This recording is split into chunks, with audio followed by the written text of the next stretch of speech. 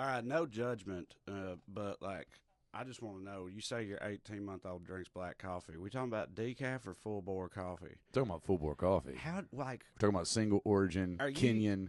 Are you out of your goddamn mind? I'm a little curious talking about it too. And I just mean, I don't even mean like whatever. I'm not worried about any kind of adverse effects it's going to have on the kid or nothing. I'm saying, who in the hell purposefully like primes up an 18-month-old? Oh, like, it's great. It's like rocket fuel. You're crazy, man. Do you do this when you come off the road? You're supposed to give them Benadryl, man. You're supposed to drug them in the other direction. Rachel's just like, knock their this is what asses you out. do. You come home, you wind her up, and then you take off. No, This is what you do. no, it's crazy because we do it. She'll wake up from a nap and we'll do it. And we'll go out in the backyard and it's fun. It's like winding up a fucking top, and she just like runs circles in the yard with the dog, and then she tires herself out. It's you can use it to your advantage. She like, crashes. Yeah, she crashes. Like if you give coffee right before a nap, yeah, you're setting yourself up for failure. But if you give her coffee and then cut her loose outside, that shit's fun. All right. Well, and also I think it's this is an 18-month-old girl we're talking about, and I have two boys, and Totally different monsters. Yeah. And monsters is the operative word. There will have been some kind of intro before this if Corey does his job, although it seems to be the theme today is he might not because he's supposed to be here and he isn't. But this is BJ, everybody. So Hey, BJ, how are you BJ guys? Barham, frontman, singer-songwriter extraordinaire, American Aquarium, and buddy of ours from North Carolina. Yes, sir. American Aquarium, a band we have often thought about on this podcast. What are you talking? I introduced them to you. He did not. He did not. He did not. First of all, okay, I'm maybe willing to grant you that you are the one who introduced Corey to them. You did not introduce me to that band. I asked you about them, and you already knew about them. So it didn't work in reverse. But that ain't what Standing happened. standing by. Dude, to the day I die. To the day I die, he did not introduce me. I think the record is Dances for the Lonely. I got it on vinyl recently on your store. I think that was the first one I heard. First time I saw you was at my favorite festival in the world at the time. I still love it, the Bristol Rhythm and Roots.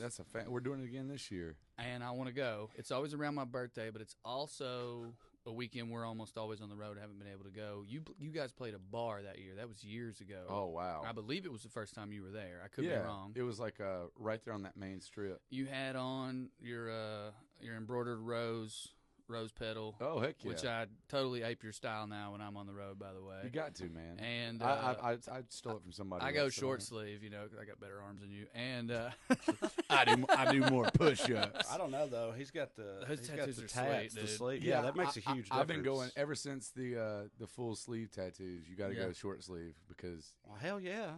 Anyway, I stood super close, awkwardly introduced myself to you, all that stuff, and then the next time I saw you, I think. It was like completely different. It was, you know what I mean? It was like I couldn't get to the front, or I didn't want to fight with those. Yeah, you know, like those early days were just drunken, debaucherous. I look like a fucking punk rock Woody from Toy Story who would fight you and try to take your girlfriend. That probably is true, absolutely. But what I mean is like it was one of those where. I guess people just didn't know.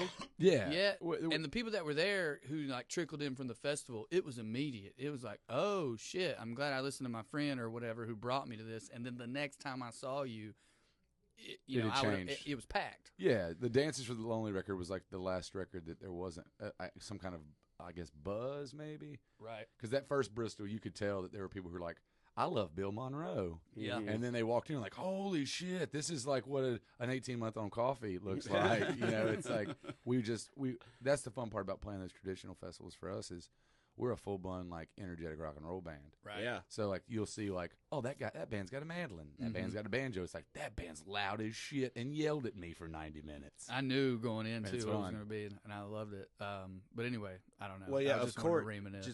We sat here and waited on Corey for like close to 15 minutes. And we're finally like, fuck it, let's just go.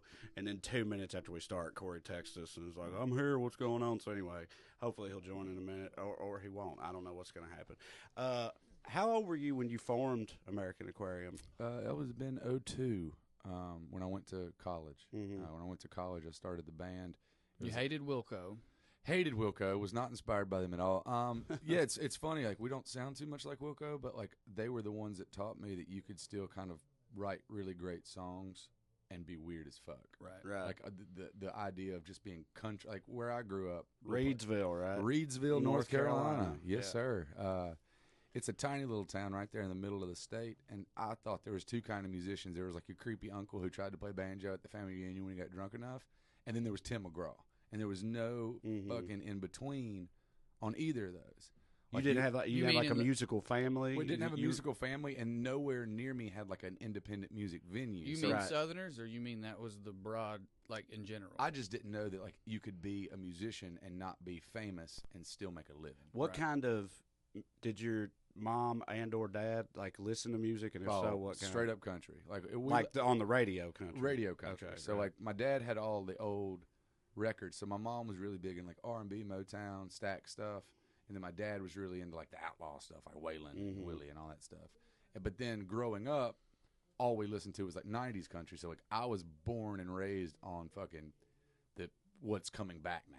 What is seeing a huge resurgence, which is like, Sawyer Brown and Joe Diffie, all that great stuff. Like, and my dad was always like, this ain't even real country music. But like Travis Tritt he looks like fucking Hank Sr. compared to today. Well, that's wow. the thing. It's crazy. So I know we've talked about this on here at least a few times, and I belabor this shit to the death, drunkenly with buddies of mine. But it's this ongoing like thing I wonder about in my head, because same way as you kind of, except it was my mom that listened to the radio country stuff, and no, like you said, my dad also hated it the whole time. Like at the time, he was like, "This ain't real country." My dad called Dwight Yoakam a pussy. Dude, my dad called Vince Gill a pussy. Like couldn't stand him. But, I'm pretty sure my Corey's dad here. would never. Yep, Right. there he is. That's what I say, because I could hear someone breathing and rustling around. But my dad hated. He hated the '90s radio country, and he was all about like, his shit was like Skynyrd, but also David Bowie and David Byrne too, Talking Heads. He liked weird shit from back in the day, but he also liked other stuff that was new at the time. Like he dug Third Eye Blind, for example. He fucking loved REM, but he hated Joe Diffie and Travis Tritt and all of them. Yeah. But my mama loved them, so I had all that. And then I've always had this thing looking back, like, because now that I'm in my 30s or whatever, like I cannot stand the shit that's on country radio now. And I agree with what you said. Like, compared to the shit that's out there now, those dudes in the 90s look like Waylon, like you said. I agree with that completely. But here's my question. Like, I've always asked everybody that's grew up similar to us musically this same thing. How much of that, if any, do you think like just is nostalgia, like playing a role? Like if you were your age now or your dad's age in the 90s when that was coming out, for sure, would you have felt the way you do about the shit that's new today? I always tell people that stuff was like country music took a horrible change in the 80s. It's where it started being commercialized, and that's where you start seeing a split between entertainers and artists. Right. And the thing I chalked that up to is country music television. Yeah. It used to be, it didn't matter what you fucking looked like. As long as you wrote good songs and you sounded cool, you were a country singer. Waylon and Willie, Merle, they were all ugly motherfuckers, but they had great voice and they had great songs. I think Willie's hot, personally. He's a man. I agree with you about Merle, though. But then in the 80s, they started making music videos, and then that started making a difference. Like, you had to have a good jawline. You had to look good in tight jeans, and you had to be able to kind of sing. And so we just, that was a snowball. And so then I think a lot of those guys were still talented, but I think it was just, they were starting to be more of the entertainers of the country music world. Like, you still had your traditionalists. You still had like Randy Travis and Dwight Yoakam that were still trying to keep true to the form, but it just became more of like looking better. And as we progressed with time, as our culture tends to do, we started focusing more on the look and less on the talent. And now we got to where we are, to where it's just a bunch of good-looking dudes. Okay. But how about this? I looked up, just out of curiosity, because I was having a conversation with my wife or something about this whole deal, and I just genuinely was curious what the like current Billboard country charts looked like. And this is hot garbage. This is about 3 weeks ago, maybe a month, And so just a random selection as far as I'm concerned, though, because it just came up randomly, and I was like, well, I'll just check it out, see what it is. And I got on the Billboard country charts, and do you know who was #1 on the Billboard country chart at that time about a month ago? Marshmello. That DJ Marshmello, right? Well, he ain't got a jawline. His head's a marshmallow. Yeah. He's got, you know what I mean? You can't see that motherfucker's He ain't face. got a jawline. Well, marshmallows ain't got jawlines. Well, that's the problem He's with a when you goddamn go DJ visual. now. You run. I mean, jawlines eventually get old. And You so know you what I mean? need Not to my mama, but you need you a know. LED helmet. Yeah. Yeah, shaped like a snack food. We to be fair, it was Marshmallow featuring Kane Brown, who is very much that thing. Yeah, Kane Brown for sure. Yeah, he's the BJ. Oh, that just reminded me. I got to ask you. I did a Twitter thread a while ago where I just turned all their names into a fucking. I turned every pop country artist name into like a pun. Like what Kane Brown. I wrote Kane Brown. That's what his fans think all laws should be. But which is fucked up. But I did a alt country one recently, and I don't know if you saw it, but my favorite one is yours. Which one's that? It's BJ Barham. These are 3 of my favorite things. BJ Barham. Hey Corey, check in here, please. Yeah, we can hear you taking your belt off. I know. What's up, dude? Jingle bells. Jingle bells. I think we're getting to a place, and maybe I'm just being. I mean, Dre will tell you I can be the most cynical. I'm actually so contrarian that probably what's happened here is that everyone else got contrarian about it, so now I've got to turn heel a little bit. But, you know, we had Saving Country Music, like the theme, and then also the website. All these independent artists started making these records. Sturgill Simpson has sort of carried the torch, like standing outside of the CMAs, but also he's got a Netflix special. Yeah. I've been to your concerts. You're doing well. We go see Sarah Shook, and she's doing well. Like all these. And we talked to Tyler Mahan-Coe about this a little bit too. I think the internet and the current state of things has allowed space for y'all. And for me, I've now stopped hating so vocally on quote-unquote bro country because I'm like, well, I don't listen to the fucking radio anymore. Yeah, I haven't turned the radio on in my car in years. I used to do rants on stage about how much I hated it, and then I realized like that I wasn't doing anything positive. I wasn't changing anything. I was preaching to people. If they were at my show, they agreed with me, so I wasn't changing anybody's mind. And then I started looking at it like these people every summer go and play the Enormo Dome in your town, whatever the 10 to 15,000 person amphitheater is, and they sell it out. They make 15,000 people in every single town in America pretty happy for a Friday night. You know, cold beer, pickup trucks, pretty girls, short shorts, whatever. Like, they get to turn off their brains from whatever mundane fucking task they've been doing for 5 straight days and actually just kind of enjoy life. And there's something kind of neat about that these people do that for them. Like, I wish that I was big enough to do this for them and actually have something I consider important to say about, like, society. But, like, at the end of the day, they're up there singing songs about trucks and pretty girls and making a lot of people happy. Well, you've gone even further than me about it. Because for me, I guess I'm a narcissist. My whole thing was like, well, if I'm ranting about that, I care about it just as much as the people who like it. Exactly. Like, my honest-to-God response should be, who? Yeah. Right. A thing that I realized about my attitude towards all that at a certain point was that, like, there is an equivalent phenomenon, I think most, like, hip-hop heads would tell you in the world of rap music and hip-hop, meaning that, like, you know, the fucking, like, mumble rap, or before that, the future style of like all that shit, whatever, that, like, you know, true connoisseurs of hip hop see that and are like, this is the fucking degradation of the form, and it's a goddamn shame that this shit is pop. You know, J. Cole's last album, he had that song 1985, which was all about that or whatever. But he wasn't just trashing it the whole time. He was, you know, sort of like being Big Brother mode about it.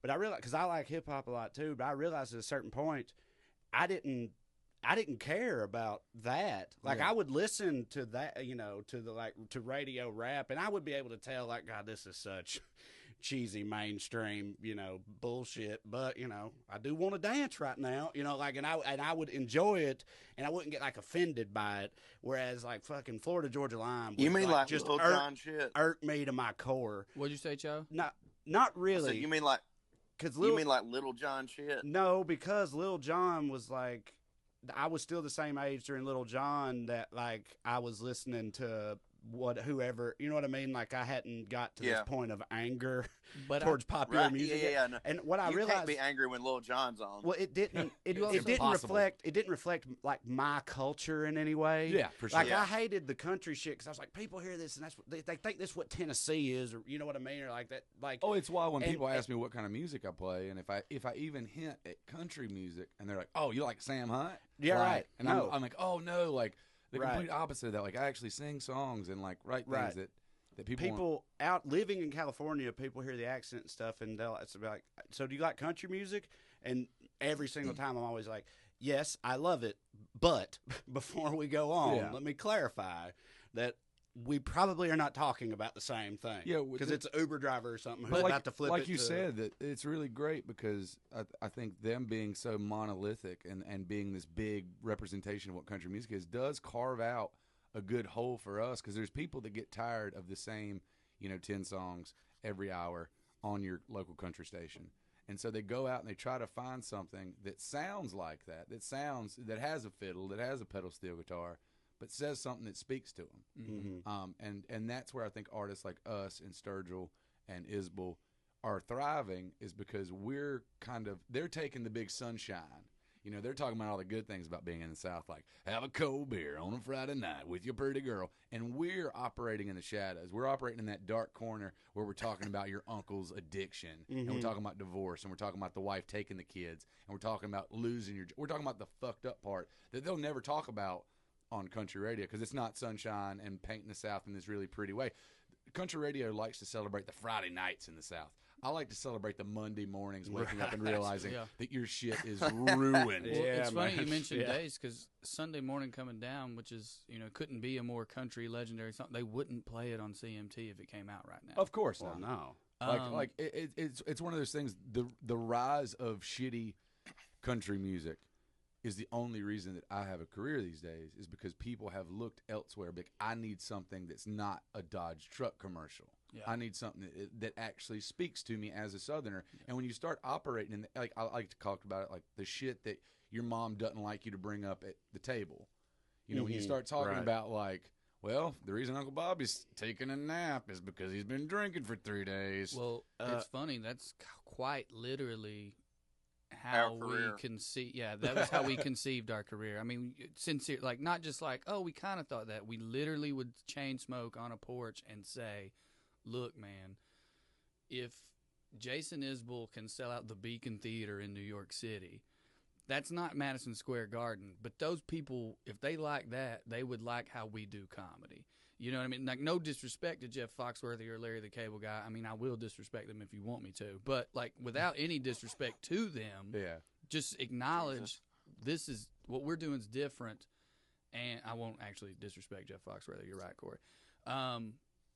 What we're doing is different. There's a place for that. And, like, the people you just mentioned, including yourself, literally made us think that way, or did me. Yeah. No, yeah, we always used the music version of it as our analogy when we were drunkenly daydreaming at night, whatever the word for that is. I will say after we'd shows appreciate and it if y'all get a little more famous, because when we're in meetings out here, and we're like, I actually tried to take a dude to an American Aquarium concert, and when you were at Echo, Echoplex, yeah, and I was like, if you're trying to get us, just come to this concert with me tonight. And he was like, I'm busy tonight. I'm like, yeah, I bet you are. Bet you are, buddy.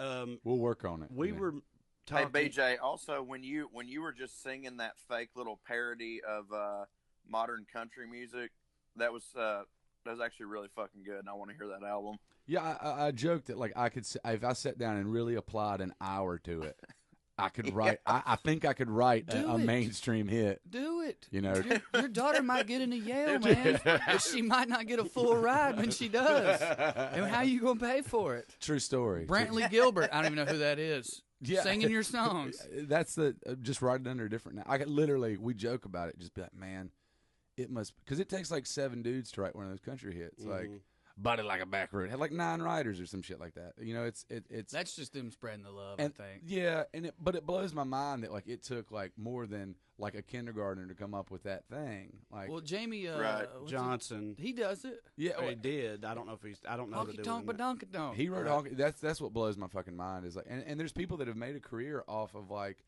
putting the foot over there and writing this, like paying the bills with that shit, writing songs for other people until that are that their type songs of thing, took off. then, right? Yeah. Who else? Stapleton, Chris Stapleton. Oh, that's did right. that. Yeah, Stapleton but did his that. were decent radio. Like Jamie Johnson writes stuff like "Seen It in Color." You should have seen it in color. Yeah, That's a pop country song, but one I like.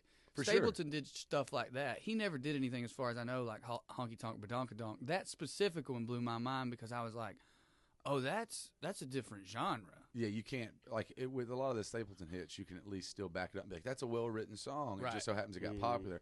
With Honky Tonk, Badonka Badonka Donk, Donk, yeah. you don't really have much room to fight for him. Yeah. You're like, "Oh well, Right. yeah." Well, I mean, But to I don't me, think he I'll gives fight a for fuck. it. Exactly. Like, he knew How many Badonka he was Donks has he cashing gotten checks to with touch that, right. because he wrote that song? And I definitely feel like that was his whole deal the whole time. Yeah. With that was like, I'm gonna write this. I'm sure he thought it was some dumbass. You know what I mean? Yeah, He he was thought like- it was a he was goof, like, I think. Well, that might have But been I'm how he got gonna- into it. His friends were like, he's like, Yeah. "Man, I bet you I could sit down Right. in 2 minutes and I, write." I have heard that he said that. I don't, but if I were him, I'd start that rumor too. Yeah, it's one of those things where I'm not going to knock it too much just because I feel like I've got better things to do. Right.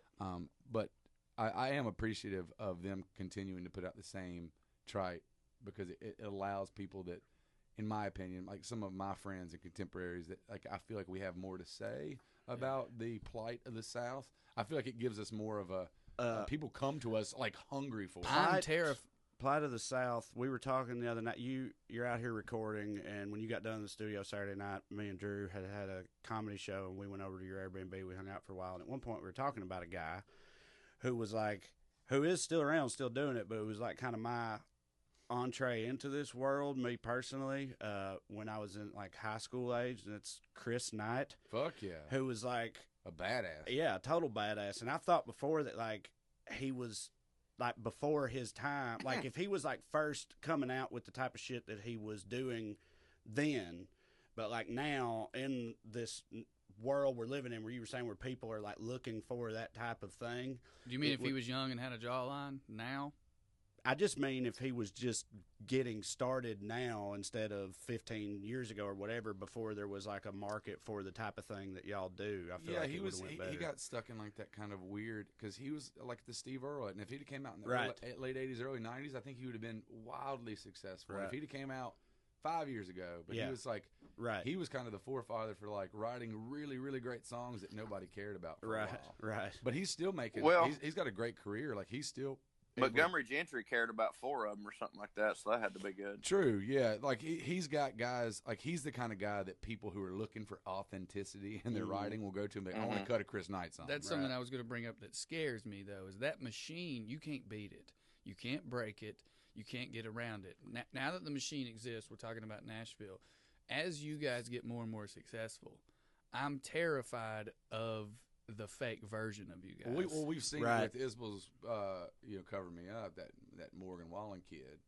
He did like a pop version of Cover Me Oh, Up. really? I didn't even know And, about that. and it's pretty horrendous, but Jason's came out and said, like on Twitter and stuff, he's just like, man, anybody who wants to record my songs can record my songs. He's like, you can listen to my version or you can listen to his version. And he's like, Yeah. it's brought a lot more people to the table, and I'm sure the checks ain't bad. Right. Yeah. What he's But saying. that's literally we've- a cover. I mean, we've been I'm talking looking- about when they create you. when Nashville in a builds factory. Sturgill or you in a lab and puts that guy, Oh. when they look at you guys and are like, let's do that, and then they find a guy and, like I said, build him in a laboratory and then put that out there. What is that Hopefully- going to look and sound like? Hopefully we'll be far enough of the curve. Yeah. And I hope that people could see through that shit.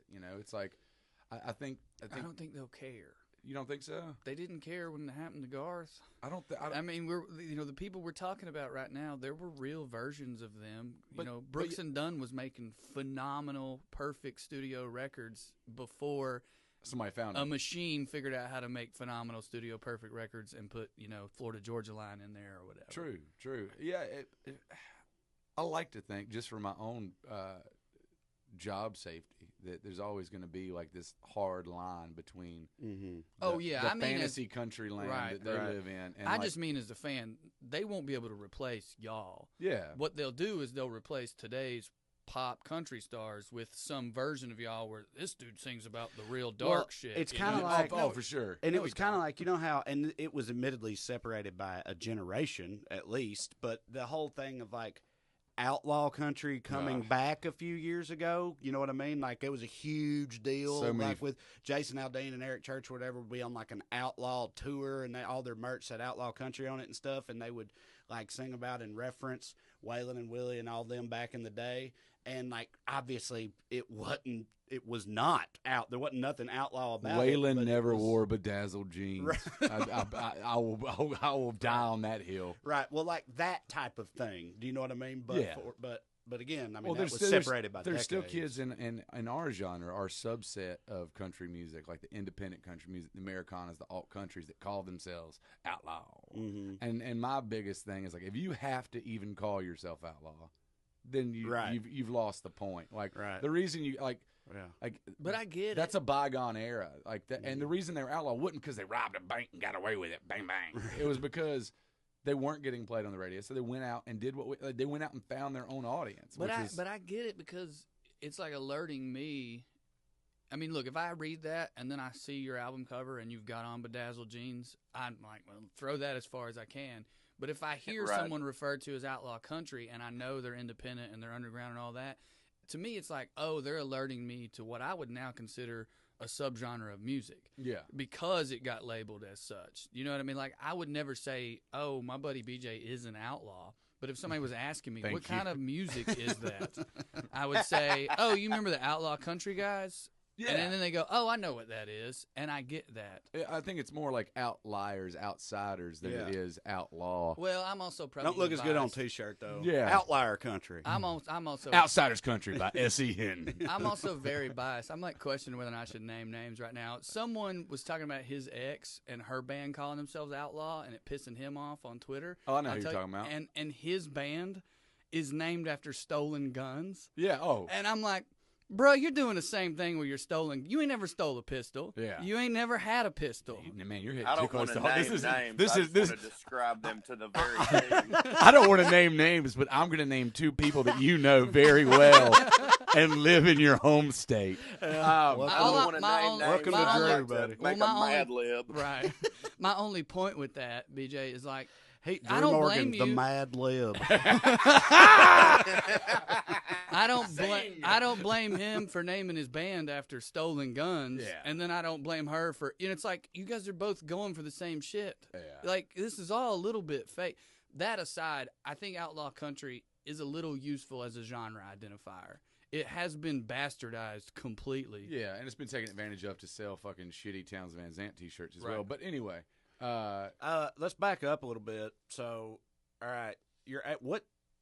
Did you know when you were 18 and went to college that you wanted to get there and start a band? Had you been like diddling around with writing songs and shit when you were in high school and that type of thing, or what? I did what every kid with emotions did. I put some words on paper and they were all shitty, and they were talking about how blue some girl's eyes were and how she made me feel like I was in the night sky or whatever the fuck you try to get pussy. Yeah, buddy. But at the end of the day, I went to college. I was majoring in political science and history. I had every intention of going to law school.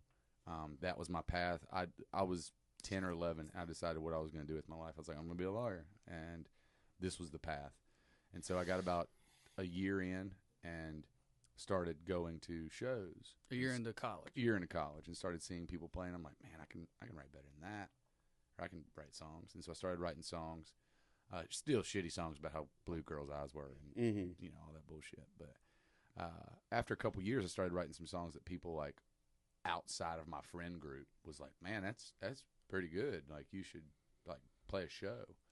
And so I put a band together. Classic. What's the name of the band? What are we gonna put up on the marquee? And I was like, I don't know. Let me think about it. And so I was listening to like Yankee Hotel Foxtrot, and the first line of that Wilco Records, I'm an American Aquarium drinker, and a buddy of mine from high school was like, man, American Aquarium would be a cool name. I was like, cool, that's the name of the band. Not thinking anything about it. And that was 2005-ish. and then fast forward, and once you name your band and put a record out, you can't really go back and change the band name. Right. You're kind of stuck with it. And so I'd say I made it through my junior year at NC State, and then I got offered a tour. And by tour, I mean a very loose definition of the word tour. I got offered 6 shows in 6 different cities that weren't in North Carolina, and I dropped out of college. We made it. I was like, fuck it, boys. Hell yeah, baby. I was like, we're going on tour. And by tour, I mean I went to like Chicago and New York and Nashville, and I got bit by the bug. I got bit by standing in front of people telling stories and playing them songs. And then I dropped out of college and focused on, okay, fuck being a lawyer, fuck school, fuck academics. This is my calling. Right on. It was like a craft. It was just like keep writing shitty stuff until it got better, and then so on. So just to get a little bit nuts and bolts on the process of it, because I'm fascinated by this type of thing. You said you started going to shows, seeing people. You were like, hell, I could do better than that.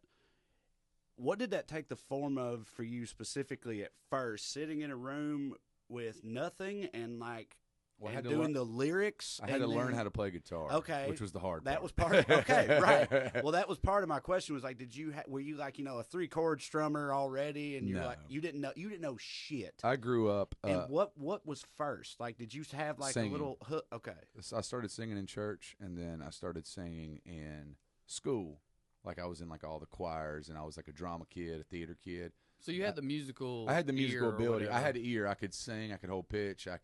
I had vocal training. You just needed to train your fingers. You didn't have to train your ear. Or I whatever. loved music, and I Right. could sing, and all I had to do was learn how to play an instrument to sing along to. And so when I started doing that, it was very much like watching, this is before YouTube, so going online and finding like a chord chart and be like, this is a G, and then this is a D, and so I learned how to play G, C, D, and then when you learn like the first 5 chords, you realize like, holy shit, I can play the entire like Hank Senior canon. Right. Like this is great. Like I can be a country singer. And then I think I've learned 4 more chords in the last 15 years, and really just churched it up, throw an A7 in there every now and then. But grab a guy who can play the steel. That fucking the rules. steel that's slide. what I learned is You're a goddamn outlaw, BJ. I learned to surround myself with much more talented musicians than me, because as long as my songwriting was as good as their guitar playing or their drumming and their bass, Right. I could hold water. Well, that's your Okay, job. You're so- the front man. Right. Well, so all right, you sit in a room now that you've learned your chords. You're sitting in a room with a guitar, and you work your way through a song. Right. You Yeah. come up with a song. You have that, and you have that. And then do you go to the band and you're like, all right, here's what I've been working on, and they hear it, and then the steel guy's like, what do you think about this, and throws that. That's in how it's or- always been. I bring Okay. them these like extremely skeletal versions Okay. of songs, and then And they they kind of kinda add build the it meat. around Yeah, it? yeah, Okay. for sure. And Right. it's, and even with this new record, up until a month ago, the boys had never heard any of the songs. I had the record written, and then Okay. we met up in Raleigh for 2 days, and I played them for them, and then we built them up a little bit more. We waited a month, sat on it, and came here, and then we're in the studio now with Shooter Jennings, and we gave him like a day to kind of make notes on what we already had, and then we just started recording them. And so it's fun to watch as a writer, as a creator of these things in their infancy, to watch them go from just like 3-chord folk songs, like ruminations in my living room, to these gigantic band as records. somebody who just liked music, like when I was younger, but didn't know anything about it at all, I always just kind of assumed that whoever the songwriter, what the guy, that you had to do every bit of that. You know what I mean? Like in my head, it was like a. Oh, there's some people that do. There's some people like control freak songwriters that literally have every, like they hear the bass. Like Brian Wilson from the Beach Boys was that way. Springsteen Right. was that way. Right. Like they hear Prince, I believe. Prince was that way. They hear the full song in Kid their Rock. head. The Mount Rushmore. That's what I think Brian of. Wilson, Springsteen, Prince, and of course, Kid Rock. Plays every Kid instrument, Rock. Oh, Richie. baby. Fucking Bob's in there. Oh, Bob Ritchie Bob laying Ritchie. down that sweetness. He's like, no, We're almost done, but Bob won't get off the bass. he won't get off the ball with a ball. Yeah, it's one of those things where I know friends who, they hear the full band arrangement and they go in the studio with the band and kind of tell them what to do. Isn't Ryan Adams like that, or used to be? I don't know. I think I've read that. I don't know. Yeah, I've known for a while now that it doesn't like work that way, but it was weird. Like I always just assumed for whatever reason that's sort of how the process. One thing works. that I'm jealous of from what we do and what you do, many things, but one thing is you get the best of both So worlds. many. So like you're a writer who gets to write something, take it to other people, they work it out. You go into the studio. Shooter Jennings, who's a fucking legend in his own right, he tinkers with it. Then you put it out, and that's that album, and you get that. From beginning to end, the collaboration. The only thing we have like that is something like a sketch or whatever. Mm-hmm. But then you also get what we get with stand-up, which is I made this today, and I worked on it for a little while, and now I get to go out and put it out and get the validation, and that's like put it in my fucking veins. Oh, that's why we do it. Right. Is being able to go share it with people and put it out in front of people, and then if you do it the right way and you do it good enough, people like it, and people talk about how good it is. And I've been on both sides of it. I've put out records and people be like, this is a pile of 45-minute garbage. And then I put records out that, like our last couple records, everything since Burn, Flicker, Die has been extremely well received by like critics or critically. Yeah, I got to tell you. They've all been fucking great. I got to tell you a quick story. Scott Nosson was a comedian I did stand-up with in New York. I think he's like, married, quit, since or whatever. Long hair, beard. And he's not from the South. He's from like maybe Vermont, maybe like a kind of rural, but I don't even think that. I think he grew up like in a suburb or whatever, and he found out I was an American Aquarium fan, and just, dude, that's my favorite band. We got to go see him and all that. Scott would do comedy in the most like timid character, like, hey, I'm Scott. I work in an office. You just not at all like a rock and roller, not Southern at all. And then we'd go to your shows, like in New York. He would get hammered drunk. My man. Like hammered drunk. And then the Burn, Flicker, Die album was like sincerely his favorite album of anything of all time. And you'd play Burn, Flicker, Die. And, no different than the neon lights. You'd be like, this is us, man. This is us, bro. Yeah. Telling jokes, doing comedy. We're rocking fucking roll. And I'm like, I don't know, Scott. I'm not sure if we are, dude. We tell dick jokes in the basement, and it's never gotten either of us laid, not one single time. But if you believe it in your heart, buddy, that's all that matters. Here, let's have another piece. I love that he had an accent. I'm with Scott, for the record. I feel like hell yeah. That's, I always like any song like that, like Burn, Flicker, Die is. It's like, fucking live fast, die young. Look what we're doing, fucking just out here rocking it. Something about just doing a bunch of fucking rails in a bathroom, right? And then coming up with like, yes, do this until we die. Right. I've always to be 25 again. Always, of course, associated shit like that with comedy, just because that's what I do. But. Isn't there a verse about how we ain't gonna make it?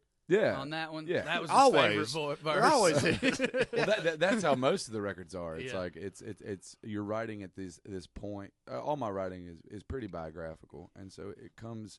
You're sitting there, and you're hammered, and you're watching all your friends get successful, and you're just like, well, fucking, I'm never gonna get. And you start writing these songs, and it's funny because like all the songs I wrote about that being a failure and not doing well are were the ones that lifted propelled me. you. Yeah, like Burn, Flicker, Die was supposed to be our last record. Yeah, and it's an entire record about like, okay, this. If anybody ever wonders why we quit, they can go back and here's a documentation of why we quit. Right, and it's just this song about like being a failure and like embracing failure and like just like, well, I guess that we weren't cut out for this, and then we put it out, and everybody's like, yeah, you can do this for the rest of your life now. Right. And I'm like, oh, well, that's like so all I gotta do is ask for it in the song. Well, that's what I'm saying. When that album came out, the three of us were we'd already met, we're already buddies, we're already doing stand up, we're already doing shows together and this type of thing, and like, but also we all had day jobs and everything sucked and nothing was going. And so it's like, that's the reason. In addition to it just being an awesome record, that's the reason that I loved it so much, was because all those themes I was feeling in my head too. For sure. Listening to it's like, God, this is stupid. Or we are. Well, rock and roll is dead, and we are wasting our time. We should just quit. I had texted you about how much that record meant to me, but I didn't go into detail, and it was pretty much because of what Trey said. It was around. It had to have been 2015 or whatever, because I had just moved back from New York, where I went to think that I was going to make it as a comedian, and I got just went into debt, got told immediately, never, this ain't going to work, you fucking suck. And I had to move my aunt into this house in fucking Florida, and I had to drive back by myself, and I was feeling so down, and I put that record on, and was just like, you know what, fuck yeah. Yeah. I was gonna It's say, all right. I'm glad You you're still gave it a here. shot. Most people would have careened off the road and just been like, fuck it. Dude, we were Blaze of glory. Jacksonville did hit a little bit too. Oh, Jackson. I was oh. about to bring that one up. That was one we talked about a lot, especially with Corey and everything, because that one goes in on the void. Yeah. Goes in. Oh, I yeah. love it, but like we were. Don't stand too close to that hole because if that one comes on, Yeah, you're dude. accidentally falling in. We were in. We got Which we Jacksonville? I've always wanted to know. Florida. I thought so. Well, we were in Jacksonville, Florida, on tour a couple years ago now, and I'm not going to go too hard into the details, but it was a very Florida evening. Okay, Okay, It yeah. was some fucking white trash Florida shit we had found ourselves in. Guy brought an alligator to the show. They got in a fight. Yeah, on cocaine. He hit her with a alligator, truck. all that. She don't You work know, there anymore, you so know. I don't mind saying it. The manager tried to get me to fuck her in front of her husband, who was a sniper. So Florida. They had meth too, so that was good. all Those are always the best when and the husband's there we and were like watching. had of course smoked weed and we're high and stuff. At one point, while I was already thinking it in my head, one of them, I think Drew, like in the height of this Florida insanity, sent me a text message, opened it, and it said, if I can just survive one more night. and I was just like, oh, God, you've done it to me. We got to get the fuck out of here. Yes, the reason it could be Jacksonville, North Carolina too. That's a very desolate place as well, but Right. for many different reasons. But They got one in Alabama, too, don't they? I think every Jacksonville. right. I hate to They're tell all you, the if you live in a same. Jacksonville, this song's for you, buddy. The only reason I know about North Carolina is that Whiskey Town record. Yeah. And it doesn't make it sound like a very fun place. Yeah, So it's- I thought well, it was possible, but I assumed it was There's a Florida. military base there, and it's literally like every other military base in the South. It's like liquor store, gun store, strip club, liquor store, gun store, strip club. The things the troops need. Yeah, the things all the troops need. Yeah. And so, but Jacksonville, Florida, I was just writing because it was like this kind of the epitome of like why we were failing. It's like we would go to these towns and nobody would show up. So what we'd do was just sit at the bar and get hammered until we played, and then we'd get up and play these hammered shit like in front of like the 5 people that were there, and those 5 people were like, "What the fuck was that?" And the next time there'd be 4 people there, and we're like, we're moving backwards, and it's all because of our own doing. And so that's why that song. But it's funny because a year after I write that song, I met my wife in Jacksonville. And, Right. I've literally learned that if you just put it in a song, luck changes. Because the Wolves record I wrote about never having a house. I was never going to have a house. Is in that like Losing Lose Side Side of 25. And the next year I bought a house, and I was like, "Fuck, what else can happen?" What? Yeah. What? What was the that? fuck? Did you just fart into the mic? Are you Corey? Corey just died. Are you asking me if I farted in the mic? Yeah. No, I didn't fart in the mic. What? What did you just do? He put it in a song. That's Corey's future. I didn't do nothing. Matter of fact, y'all were on mute. That's why you couldn't hear my first response. I had it on mute, so in case I farted, it'd be fine. In case I farted. He He was gonna fart. A safety mute. He was farting. Well, BJ, can you put in a song how there's not a TV show, a comedy specifically that represents your people and where you come from, and you would like one to be on TV? I'll write that. He'll do that, and somebody else will get it, some younger version. Hey, I defended. It made you in a lab. Chick-fil-A on our last. I defended Chick-fil-A on our last album, and now they don't donate to gay hating charities anymore. So I take that for myself. Good job, Fuck Cho. yeah, man. You did it. You did. The Chick-fil-A thing's crazy. Like we get so much shit because I still eat Chick-fil-A. Yeah. Because I think the hate and the It's misogyny- fine now.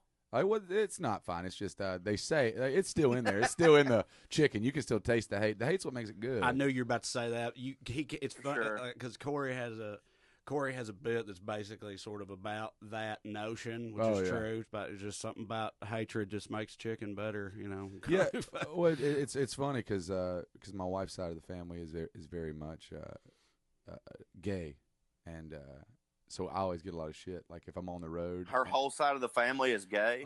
like her. That's unusual. She just showed up on a blanket She one just day. showed up on a blanket one day. Like her mother's a lesbian. Her 2 sisters are lesbians. So when I go, Yeah, that's pretty gay. so yeah, but it's or what one was, I guess. Yeah. We just thought you meant they like books or something, but you mean No, like it's a very like a female side of the family, Yeah. and And so my wife, anytime I eat at Chick-fil-A, she takes a picture of me and sends it to my mother-in-law. And then I get like a sad face back and be like, you shouldn't be eating there. I got lucky as far as that go, though. Some people would argue the opposite, I guess. But like, I never liked Chick-fil-A to begin with because I had like 2 bad experiences, and that's all it took for me. First one I ever went to was in the Opryland Hotel, and I guess it was just that location was shitty, but it was garbage. It was cold. They were about to close. It's in the Opryland Hotel, but still, the shit was cold. It fucking sucked. And so I was like, and that was like before they really popped. That was when Chick-fil-A was still on the come up, you know. This was like 2003 or something. This was their first record. Yeah, right. And so years later they start getting big, and I'm living in the major metropolitan area of Cookeville, Tennessee. BJ, we were talking about the other night, you know, big fancy city there, and we got a Chick-fil-A when I was like 21, 22, so it's like 07, 08, and it was a huge deal in Cookeville at the time. They got a Chick-fil-A, and I was like, man, fuck that place. I remember it sucking, but then one morning on my way to work, I was like, all right, I'll give it another shot, see what's up. I drive over there, I get to the drive-thru, and I was like, must not be too good. Ain't fucking nobody here. Yeah. It was a Sunday morning, and I got up there, and I was like, what the fuck? What do you mean? What do you mean you're closed? What do you mean you're closed? What the fuck is this shit? And then I found out that it was because of Jesus, who I hate. Yeah. And I was just like, so baby Jesus prevented you from having that delicious and chicken so biscuit. I was just like, man, fuck this place. And then years later,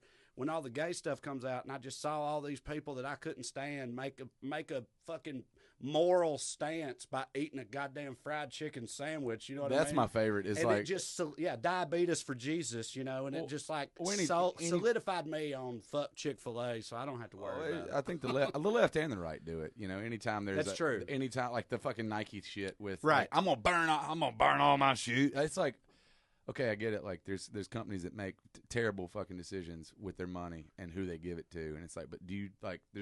Target's not going out of business because they let anybody go into any bathroom. It's like Nike's not going out of business because the right won't wear Nike tennis shoes. See, that's what I'm saying about being lucky because, dude, I know my fat ass self.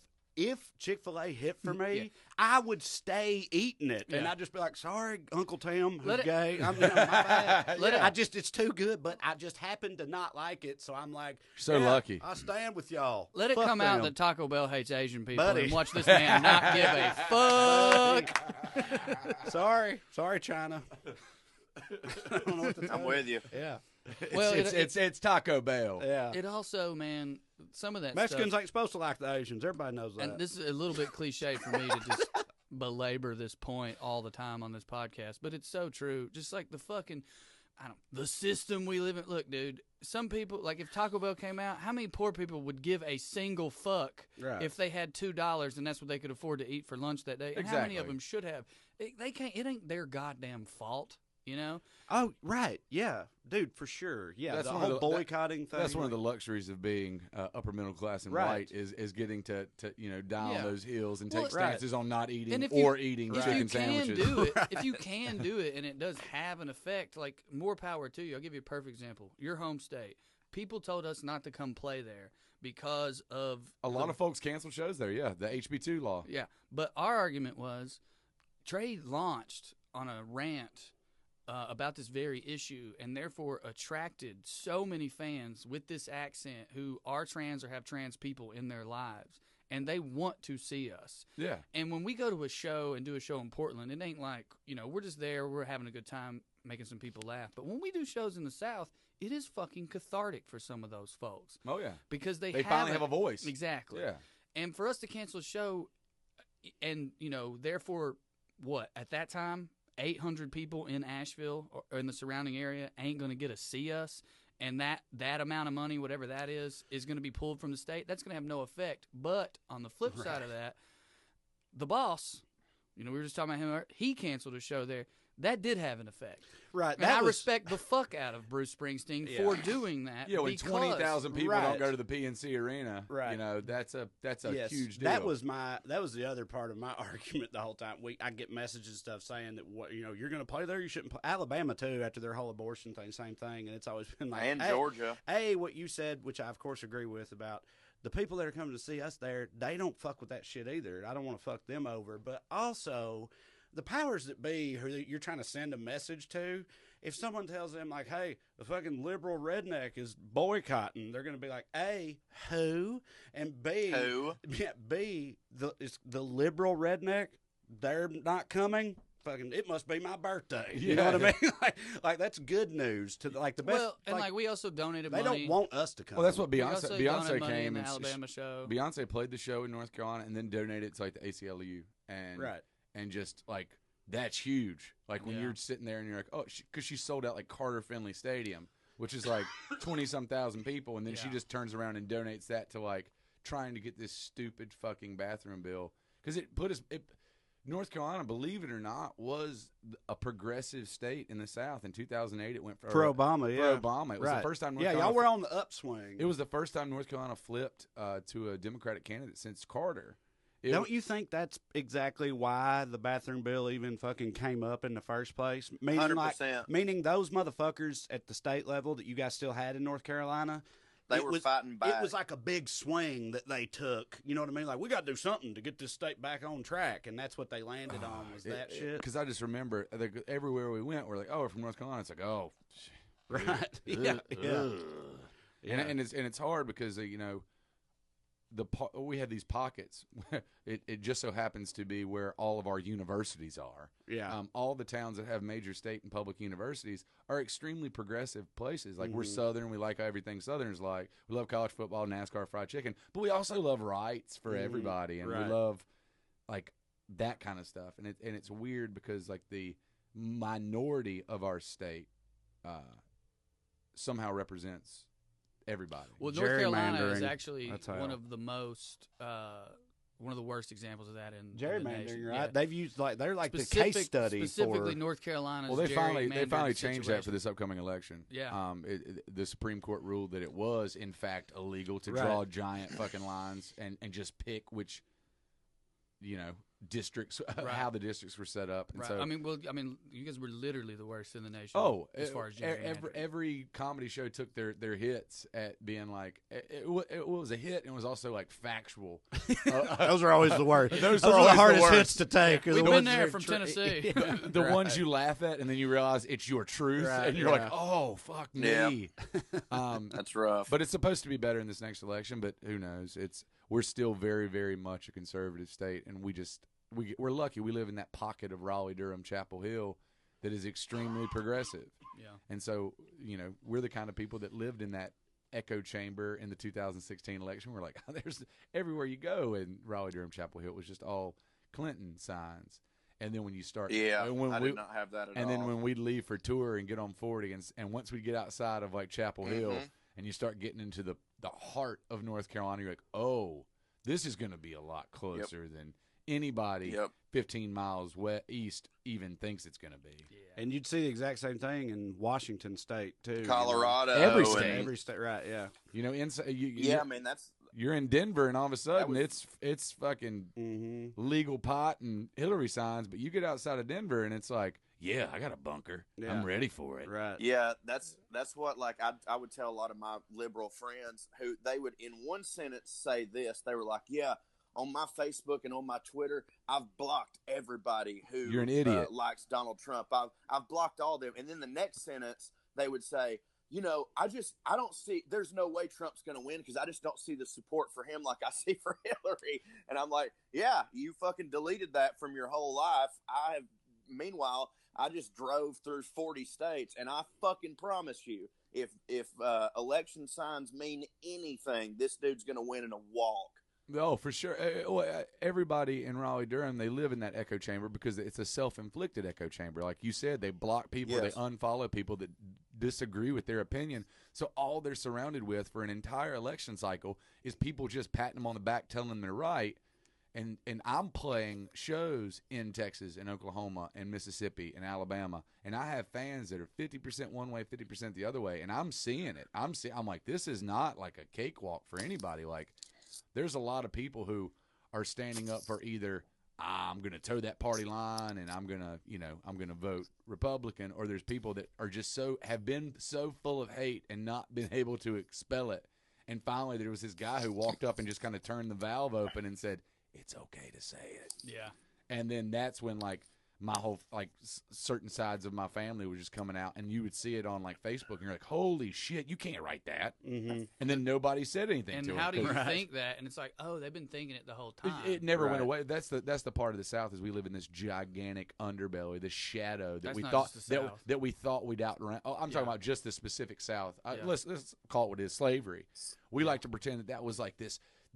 It was like dinosaurs. It's this distant, ancient thing, and like my great grandfather owned people for our tobacco farm. Right. It's not that far removed. Yeah. My grandfather remembers a man that owned people at one point in time. Like that's how not far back it is. Yeah. And so let's just say for 150 years, 200 years, most of those people have just been quiet because they thought they had to be. But now it was like Pandora's box. Somebody just undid the lid and said, it's cool to say it again. What do you think about the argument, though?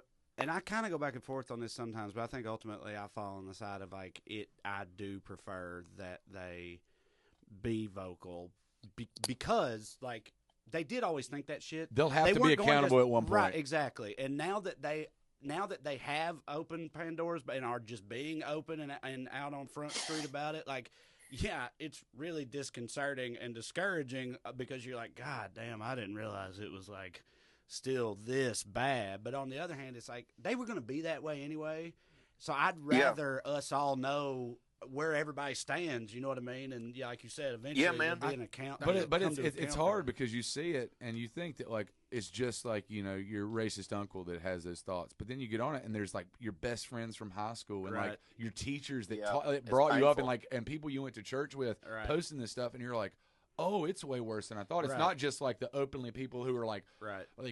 flying the Confederate flag on the back of their truck. It's like there's people that you know and love and respect that have a lot of hate in their heart. Yeah. And on that Yeah, note, man, it's nuts because like it'll be somebody who like I legitimately believe shaped me as a person Exactly. and made me the way that I am, and then I see all this stuff and I'm like, how the fuck did I get where I am basing everything on this person and this is what they were the whole time? I can't wrap my head around it. well, I agree with that, and to take the personal out of it and to extend that to, where we are. I was on that side of it for a long time. There was that great Patton Oswalt bit about, I mean, I'm not going to do the whole bit. One of his points was, if we know who's saying it, a quicker example is the Roy Wood Jr. bit. We got rid of the rebel flag, but now how am I supposed to tell which gas station not to go to as a black man in the South? You know what I mean? It's Yeah. like, and that's like very funny. But I also agree with what you were saying. It's like, yeah, but now we know who they are. But what I've come to realize, and it's kind of what Corey was talking about and it's not just painful to realize that people you love, your best friends, your teachers, also have some of this inside them. Trump got rid of shame surrounding some of those feelings. Right, yeah. And the wild, He crazy... turned it into pride. Right. The wild, crazy, racist guy, I'm glad we know who that is, so I don't want my nephews around him in my hometown and blah, blah, blah. But the people who are okay with that, because at least he's on my team, that part's what's dangerous. It's like, Yeah. I know what you mean, let's get it out in the open, but there's a part of me that's like, part of sweeping it under the rug made people who are 50-50 ashamed of Right, that. because you're supposed to be ashamed. Exactly. Like that's the other side of it. is Exactly. Like Absolutely. they went so many years without saying it because they were ashamed of it, and it's like, and that was a good thing, Right. because you should be ashamed of Right. that shit. And yeah, no, right. And I mean, so that's a good point. there's Yeah. people who, and it's like, let's take the morality out of it. You can hear what I'm saying right now and be like, well, fuck those people too. Sure, but we need to win an election. Like, if you're worried about gay people, you have to understand that we need some of those folks to vote our way. Oh, for sure. We're talking about real life shit here, not just what's morally correct or incorrect. And so there's a part of me that's like, maybe the shame was working, man. Shame was a good thing, especially when it came to those kind of situations. Like, you're not supposed to be able to vocally do that shit. Well, dude, we've been talking about race. Let's talk about sexism and how quickly so many people in this country, as soon as this dude started just being like, you grab him by the pussy and do this and that, how many people I love and respect were just like, yeah, man, and all this shit's gone too far and blah, blah, blah anyway. And I'm like, oh, fuck. They thought this the whole time. Yeah. They kept it in out of fear of being judged. People also vote that way. Like, And once that starts, that whole like, well, we can do whatever we want, and I like this guy, and I like the way he makes me feel. I think he's going to. That was the biggest thing. The folks in my family that swung right on that election was just like, man, he says what he thinks. He doesn't candy coat anything. Like he just, for better or for worse.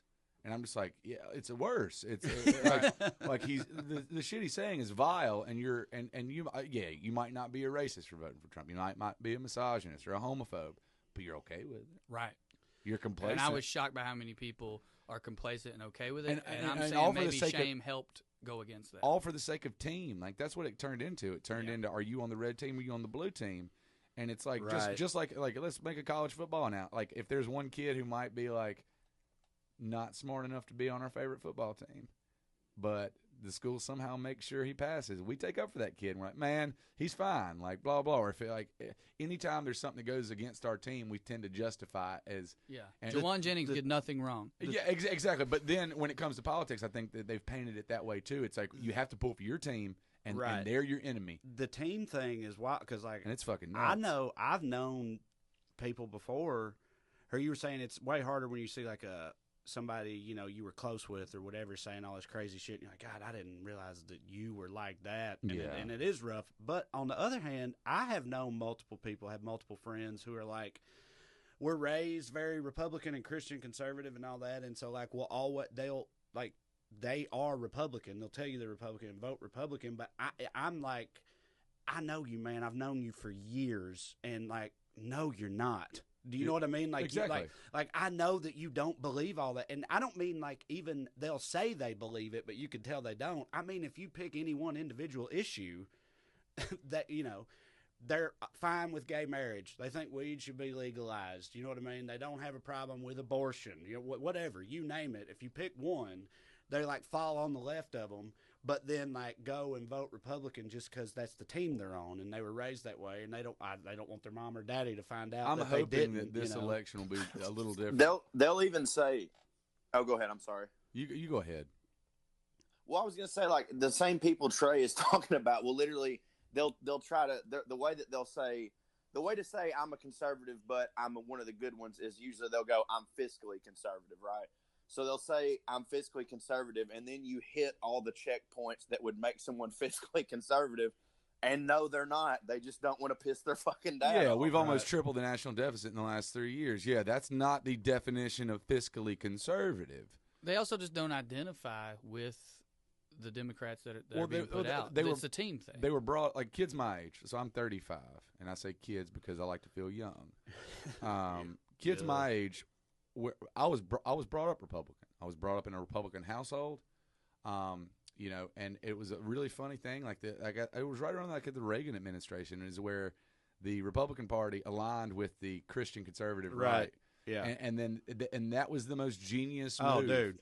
Is because Brilliant. it wasn't about politics anymore. People don't even look at platforms anymore. It was the baby Jesus versus the people that want to kill babies. Yes. And it was genius because they called themselves the fucking right. Mm-hmm. We only had two options. We could be the left or the wrong, and we picked the left. Yeah, right. So like in the 80s, they aligned themselves with these family core values. And so now a lot of people, when you talk to them, they don't even talk about the fiscal responsibility anymore because that's absolute and utter bullshit. If you look at any statistic, they talk about how they're standing up for family values, but then you confront them with the fact it's like, okay, so the man you voted for has been married 3 times, had multiple affairs, multiple sexual charges, sexual assault allegations, has had women with, had children with. How does that align with your Christian conservative values? He's very anti-abortion, and it blows. And that's it for a lot of them, literally. But also, one thing that I actually respect about them that they're better at than us, they really are. He is putting in judges all over this country, and it's scary, who don't think abortion is a constitutional right. Yeah. In other words, and they're there for a long time. In other words, guess what, guys? Policy matters way more than what Donald Trump did with his third fucking wife. Yeah. They don't want to say it because they like to keep face and have Jerry Falwell Jr. come out there, but they know it. That's something the right knows better than the left. They just know. They've realized it. They've internalized it. And it's like, he's going to put the judges in, and he's going to pass the laws I want him to pass. Fuck what he does in his spare time. Yeah. Yeah. Well, listen, BJ's going to stick around, but the next part of what we're going to talk about, y'all aren't going to hear. for a few months yet. Because Top secret. We're going to get into talking about the next album, and obviously that's going to be spoiler territory. So the next part, you're just going to have to wait a few months, and then it will come out. But for now, let's go ahead and sign off on this version. Mr. BJ Barham, everybody. Thank y'all for having me Thanks in, man. for being here. Hell yeah. And we'll see y'all next time. Skew, skew. Skew. There it is. Got it. Thank you. I fit Thank in. you.